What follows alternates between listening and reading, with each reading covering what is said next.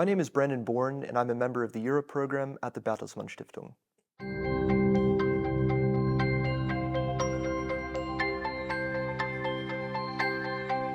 2024 is an incredibly important election year for the international community, but in particular for the United States and Europe.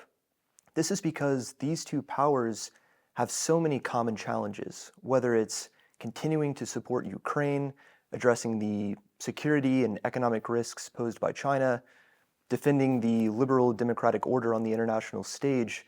These are challenges we face together.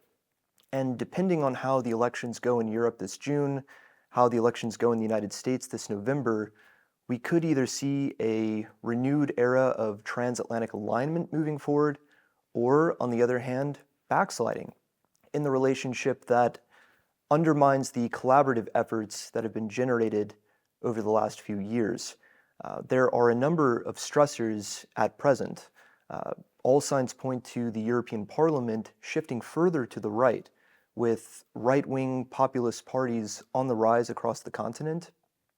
In the United States, of course, if we were to see a second Trump administration, we would almost in all certainty see tension in the relationship moving forward.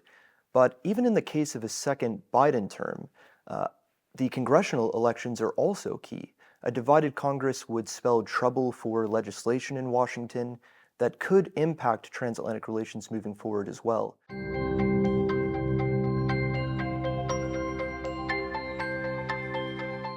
Voter participation depends on a number of factors, but legislation and motivation are key. What laws are in place that either enable or restrict voter participation? And how motivated are citizens to vote? In Europe, in individual member states, we typically see pretty high voter turnout, but in European elections, unfortunately, we see pretty abysmal voter turnout. And that's not the result of restrictive voting laws. Countries like Belgium and Greece mandate voting. Countries like Germany, where I reside, hold elections on Sunday. When citizens decide not to vote in European elections, they typically cite a lack of interest or connection with Brussels.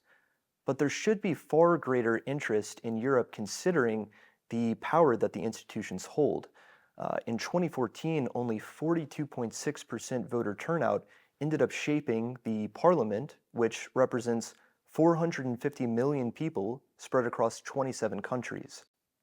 There simply has to be far greater engagement with people outside of Brussels, voters, on the importance of Europe.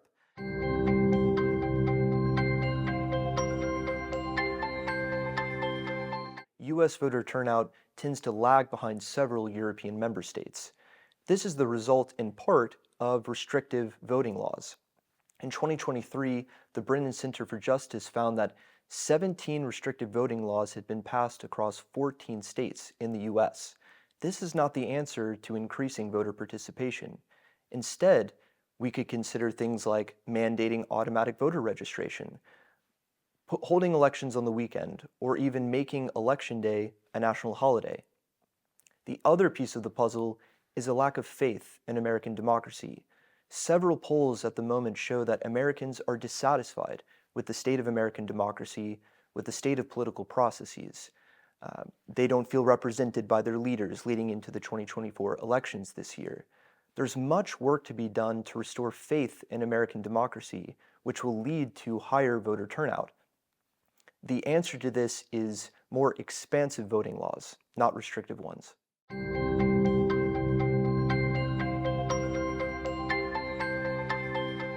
I think in the absence of compulsory voting, yes, we have to engage younger voters through new methods, through new channels.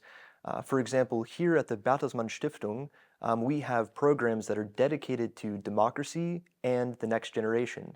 In Germany, for the first time ever, 16-year-olds will be able to participate in the upcoming European elections. And we have a project running currently that seeks to engage with younger voters across the country to help mobilize this incredibly important portion of the electorate. Youth voter participation has really been one of the bright spots in American and European democracy over the last several years.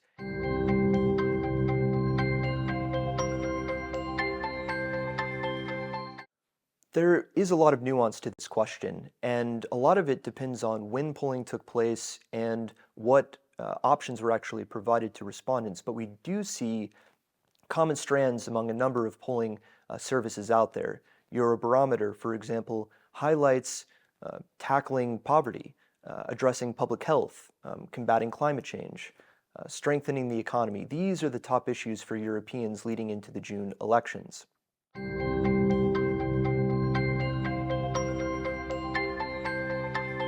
You have to look a level deeper because the issues that Republicans and Democrats care about tend to be different.